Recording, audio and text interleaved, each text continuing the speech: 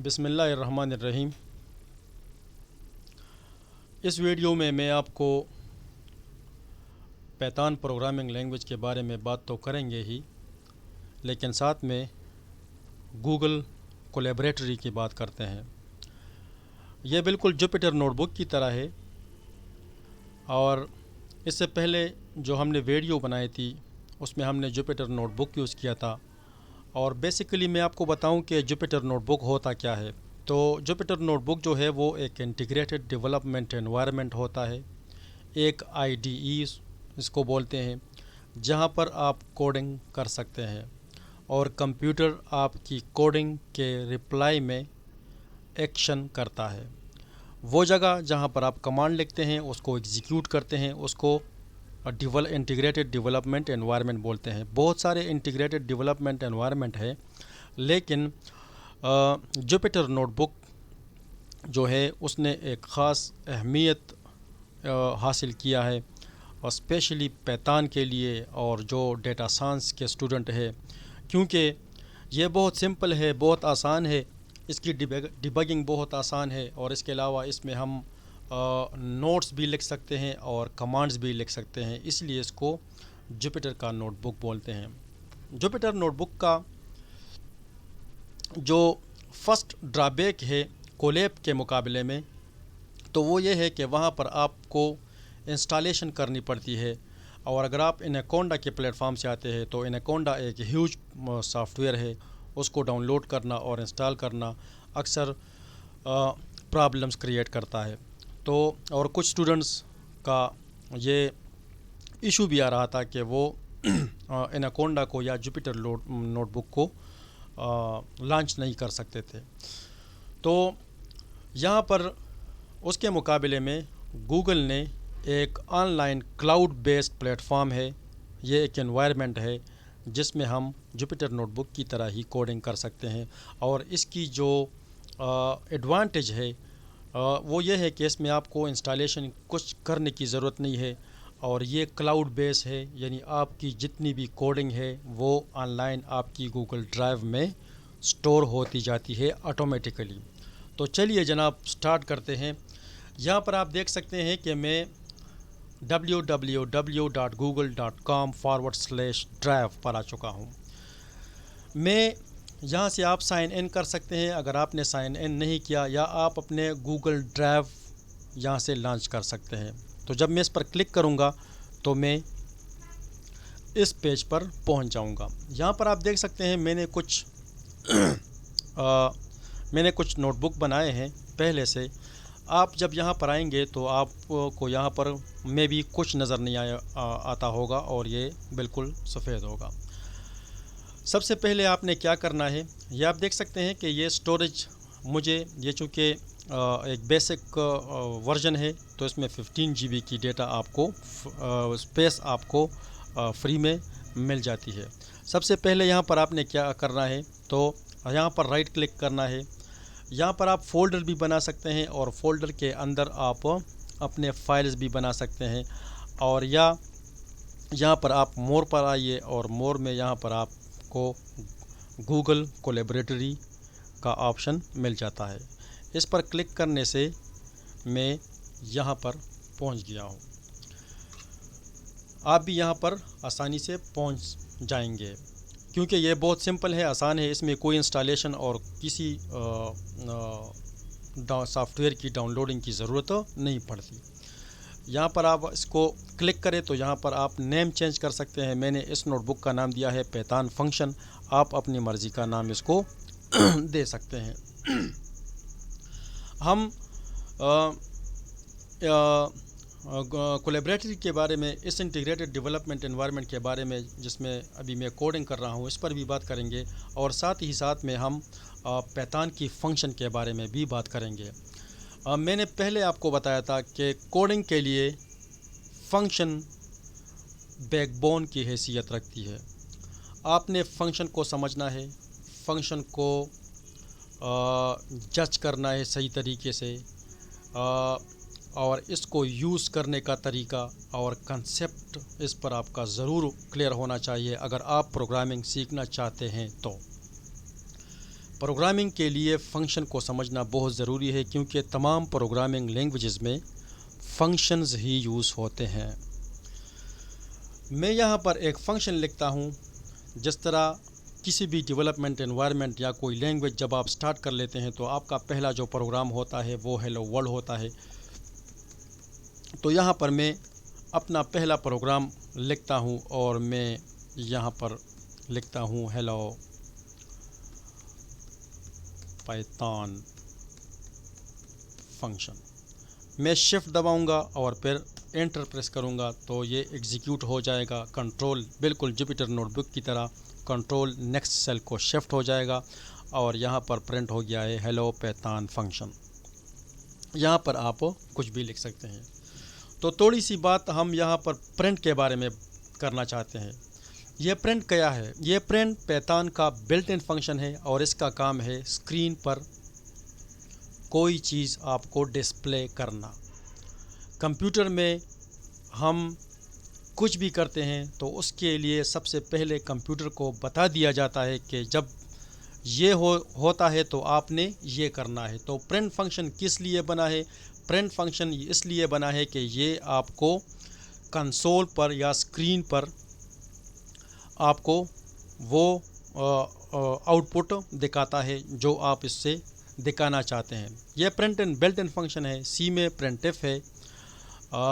मुख्तलिफ़ लैंग्वेजेस में, तकरीबन तमाम प्रोग्रामिंग लैंग्वेजेस में कंसोल पर दिखाने के लिए कोई ना कोई एक फ़ंक्शन यूज़ होता है।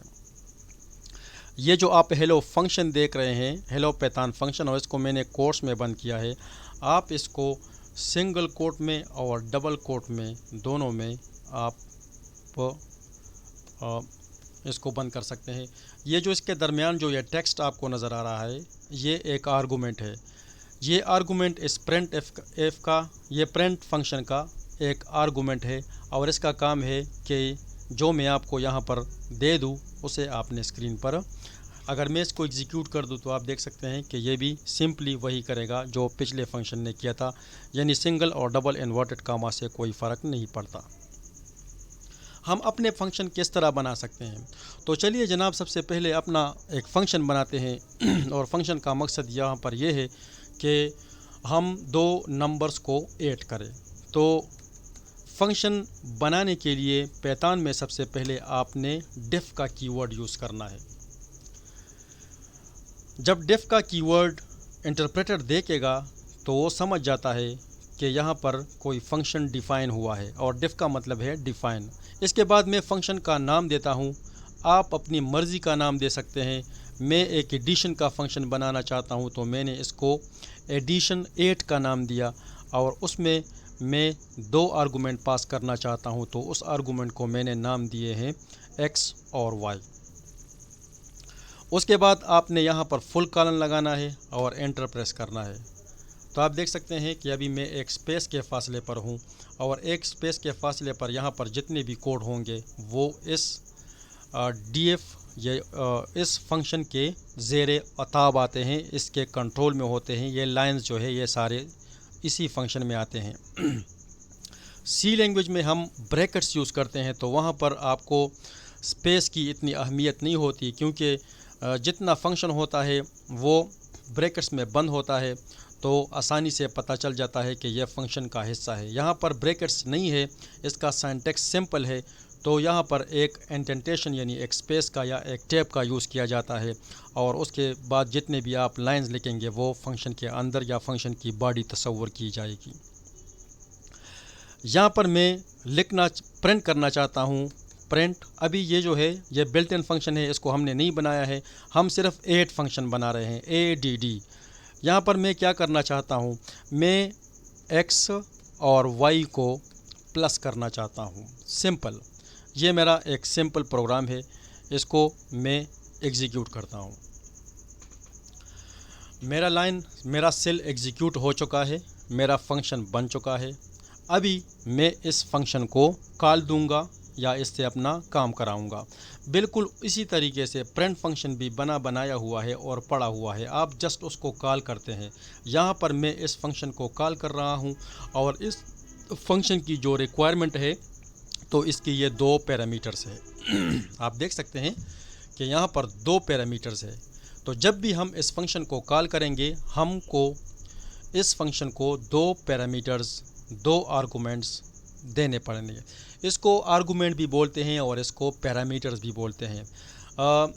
आम प्रोग्रामर्स जब इसको यूज़ करते हैं, तो जब हम इसको कॉल करते हैं तो वहाँ पर इसको आर्गूमेंट्स बोलते हैं, और जब हम डिक्लेयर करते हैं तो यहाँ पर हम इसको पैरामीटर बोलते हैं। इसका कोई कतगन नहीं है, आप कुछ भी यूज़ कर सकते हैं इसके लिए। तो मैं ऐड फंक्शन को अभी कॉल कर रहा हूँ। तो चूँकि ऐड फंक्शन मुझसे 2 वेरिएबल, 2 आर्गूमेंट रिक्वायर्ड है, एक x है और एक y है। तो मैं x में 10 दे रहा हूँ और y में 20 दे रहा हूँ, और मैं इसको शिफ्ट एंटर करके एग्जीक्यूट करता हूँ। यहाँ पर आप देख सकते हैं। तो जनाब यहाँ पर हमने एडिशन के लिए एक फ़ंक्शन बनाया। अभी मैं ऐड फंक्शन को दोबारा कॉल कर रहा हूँ और मैं अभी 2 + 2 करना चाहता हूँ। तो मैं इसी तरीके से 2 आर्गूमेंट्स को भेज दूँगा, इसको कॉल कर लूँगा, शिफ्ट एंटर, और ये अभी मुझे 4 प्रिंट करके देगा कि 2 + 2 = 4। ओके जनाब, आगे बढ़ते हैं और एक और फंक्शन बनाते हैं, और इस टाइम हम मल्टीप्लिकेशन के लिए फ़ंक्शन बनाते हैं। तो मैं यहाँ पर सिर्फ सिंपल अपने लिए MUL मल्टीप्लिकेशन का मल्टीप्लिकेशन के लिए मैं फ़ंक्शन बना रहा हूँ। तो मैंने इसको मल नाम दिया है, और इसको मैं अभी 2 आर्गूमेंट है, तो मैं A को B पर डिवाइड करना चाहता हूँ। तो यहाँ पर फंक्शन का नाम मल है, और यहाँ पर मैं फुल कॉलन लगाता हूँ, एंटर प्रेस करता हूँ, और यहाँ पर अभी मैं यहाँ पर मैं एक और ट्रिक यूज़ करता हूँ। आप इस तरह भी कर सकते हैं। एक और वेरिएबल बनाता हूँ और इसमें मैं A multiply by B। Okay जनाब, और यहाँ पर मैं प्रिंट करता हूँ, यहाँ पर मैं सिर्फ Z को प्रिंट करता हूँ। इसको कोट में बंद करने की ज़रूरत नहीं है, क्योंकि ये एक वेरिएबल है और वेरिएबल को पहचान जान चुका है कि यहाँ पर Z इससे पहले डिक्लेयर हो चुका है और उसमें इसकी मल्टीप्लिकेशन आएगी। यहाँ पर अगर आप देख ले तो अभी ये 2 लाइन है और दोनों यहाँ से स्पेस के फासले पर है, तो इन दोनों लाइनों को इस फंक्शन की बॉडी कहा जाएगी। मैं शिफ्ट एंटर करूँगा, नेक्स्ट सेल पर शिफ्ट हो जाऊँगा, और यहाँ पर आप देख सकते हैं कि मेरा जो फंक्शन है वो रेडी है यूज़ करने के लिए। मैं इसको अभी यूज़ करना चाहता हूँ, तो मैं क्या करूँगा, सिंपली फंक्शन का नाम लिखूँगा और उसके जो आर्गूमेंट है वो मैं पास करूँगा। तो मैं चाहता हूँ कि 10 मल्टीप्लाई बाय 10। तो मैंने इसको 2 आर्गूमेंट पास किए, शिफ्ट एंटर, और यहाँ पर मुझे ये रिज़ल्ट दिखाएगा कि 10 × 10 = 100।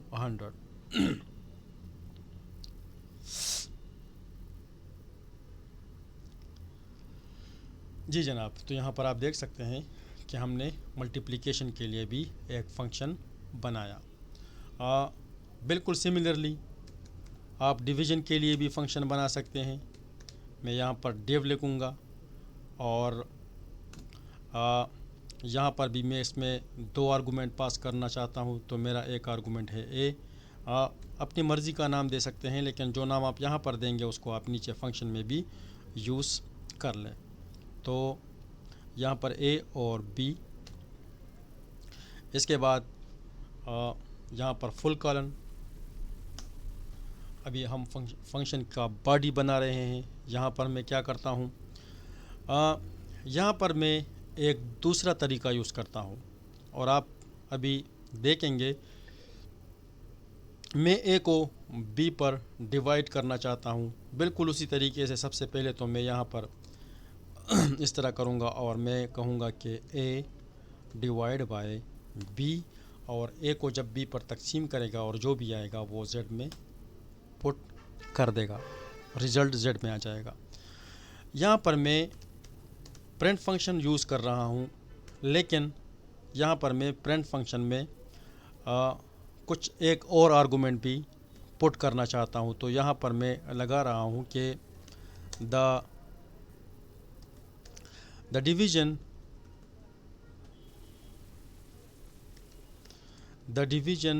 सॉरी